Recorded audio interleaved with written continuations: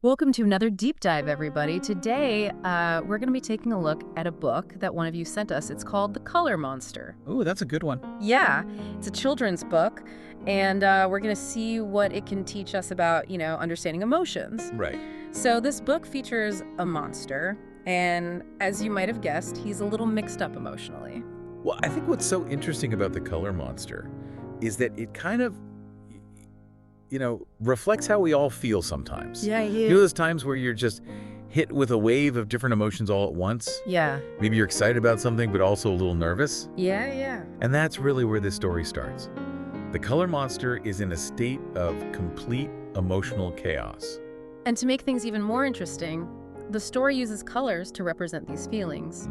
Happiness is bright yellow like sunshine, Right. But sadness is more of a subdued blue, like a rainy day.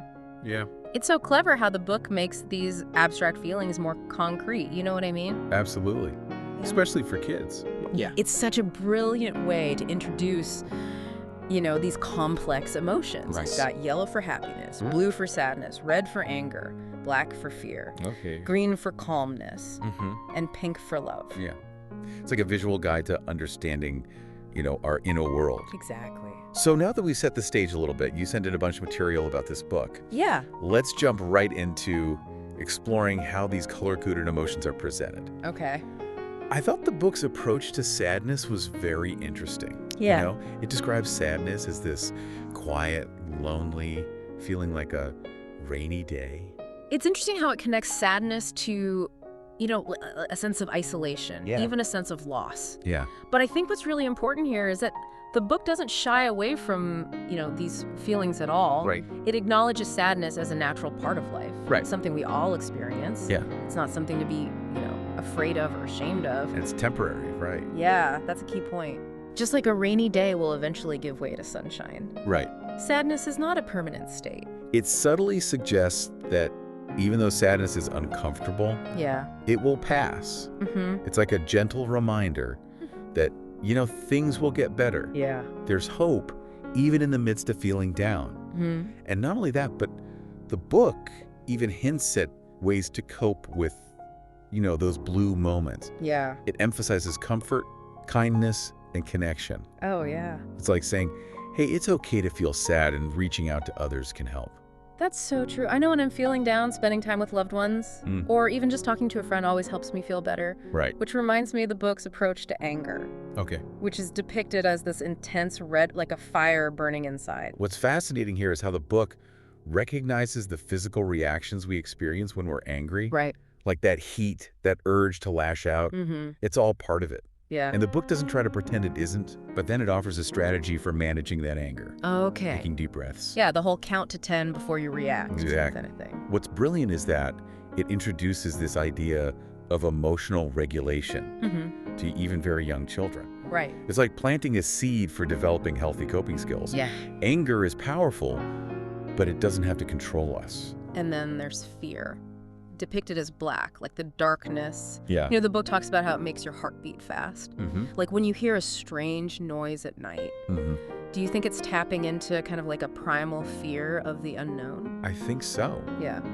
Darkness often symbolizes uncertainty, Right. which can be incredibly frightening, especially for children. Yeah. But what I appreciate is that the book offers reassurance alongside acknowledging the fear. Yeah.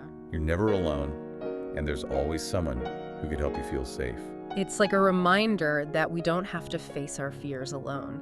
Reaching out to someone we trust can make all the difference. Exactly. Now, in contrast to those darker emotions, Okay. the book presents calmness as this peaceful green, Right. like lying in the grass, listening to the birds. Pure tranquility. It's almost like a guided meditation for kids, Right. using sensory details to create a sense of peace. The feel of the grass, the sound of birdsong. Right. It paints a very vivid picture Yeah. of calmness as a positive state of being. Yeah. It's not just the absence of negative emotions. Yeah. Something to be actively, sought out and cultivated. Yeah, I like that. Yeah. And what about love? Okay. It's presented as this gentle pink, described as this warm and special feeling that makes you feel safe. Like a big hug. It's interesting that love is presented as a separate emotion from happiness. It's not just about joy and excitement. Yeah. It's about deep connection, security, and belonging. Yeah. It's like a foundation for emotional well-being. Yeah. So we've gone through each of these color-coded emotions. I have to say, I'm really impressed with how simply the color monster breaks them down. It does.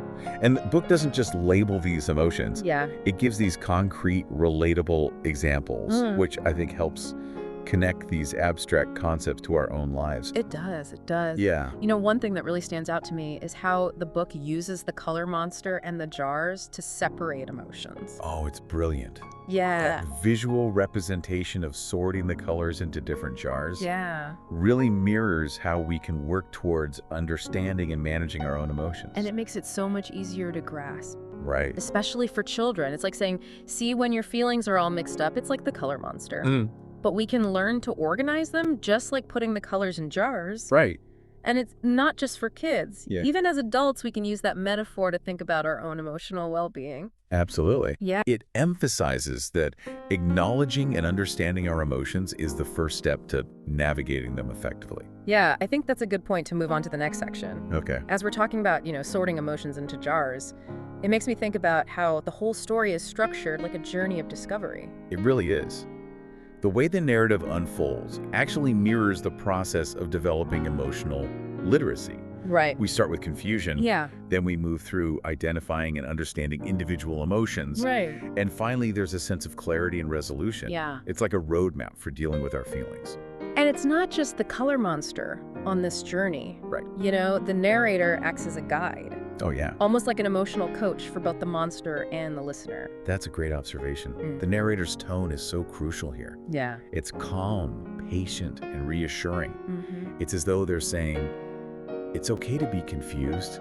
We'll figure this out together. Which is so important, especially when you think about, kids are just starting to grasp their own emotions. Exactly. It creates this safe space for exploring feelings without judgment. Right. And you know what? I think that same approach can benefit adults too. Oh, absolutely. We may not have a literal color monster biting us. Right. But that process of self-reflection, Yeah. naming our emotions, and Right. seeking support, it's essential for everyone's emotional well-being. Absolutely. Yeah. It's easy to lose sight of that in our busy lives. Yeah. But the color monster brings it back to the forefront. So, speaking of bringing things to the forefront, you sent over some additional research and a study guide about the book. I did. What were your thoughts on those materials? Sure. So one thing that really stood out to me was how they emphasized that this book isn't just, a cute story. It's a powerful tool for promoting emotional literacy. Right. It uses such simple language and vivid imagery, with scenarios anyone can relate to. Absolutely. It's a brilliant example of how children's literature can tackle these complex topics in an engaging and accessible way. Exactly. Yeah. It doesn't feel like a lecture. It's an adventure that sneaks in a lesson on self-awareness and empathy. And it encourages interaction, too. Oh, yeah. I love those little questions sprinkled throughout the story, like, can you think of something that makes you happy? Or what color would you choose for anger? Yeah. They pull you right in. Those questions are key because they transform passive listening into an active process of self-discovery. Instead of just absorbing information, the listener is encouraged to make it personal and reflect on their own experiences. Yeah. The powerful approach. Yeah. Speaking of powerful approaches, I'm curious to hear what you think about the book's use of color symbolism. Okay. It obviously uses colors to represent emotions, but do you think there's like a deeper meaning behind those choices? Definitely. Study guide delves into that. Take yellow for happiness, for instance. It's a near universal association. Yeah. Yellow evokes sunshine, warmth, and optimism. Yeah. On the other hand, blue for sadness taps into feelings of quiet introspection and even melancholy. And red for anger. That fiery, intense color perfectly captures that energy and heat we feel when we're angry. Exactly. And the study guide also points out the importance of the narrator's voice. Oh, okay. It's warm, engaging, and non-judgmental, which creates a sense of trust and safety. It's like having a wise and compassionate friend guiding you through the complexities of your emotions. As I was reading through all of the material you sent in, I was struck by how the color monster seems to be for everyone, not just kids. I completely agree. In fact, I think adults might benefit even more from revisiting these concepts. Right. We get so caught up in the complexities of life that we sometimes forget the importance of emotional literacy. The Color Monster reminds us that it's okay to feel things, Right. to name those feelings, and to seek support when we need it. It's like a permission slip to be human with all the messy, complicated emotions that come with it. That's a great way to put it. Yeah. And it reminds us that we don't have to go through it alone. Right. There's always someone who can help us sort through our own metaphorical jars, so to speak. Speaking of sorting through our jars, one of the questions that came up in the study guide was about the portrayal of positive versus negative emotions. Huh? And it asked us to consider how both are presented as valuable and essential parts of the human experience. That's an important point. We often try to avoid or suppress negative emotions. Right. But the Color Monster suggests they serve a purpose. Yeah. They can teach us, help us grow, and lead to greater self-understanding. It's about embracing the full spectrum of human experience, not just the happy parts. I think a lot of listeners might be wondering how to apply all of this to their daily lives. Sure. Any thoughts on that? It's a great question.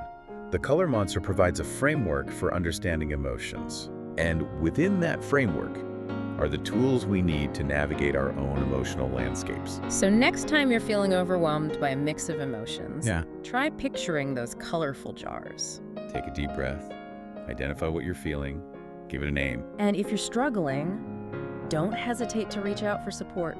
Just like the Color Monster, we all need a little help sometimes. Remember, understanding your emotions is the first step to managing them effectively. And it's a journey that can lead to greater self-awareness, Yeah. stronger relationships, and a more fulfilling life.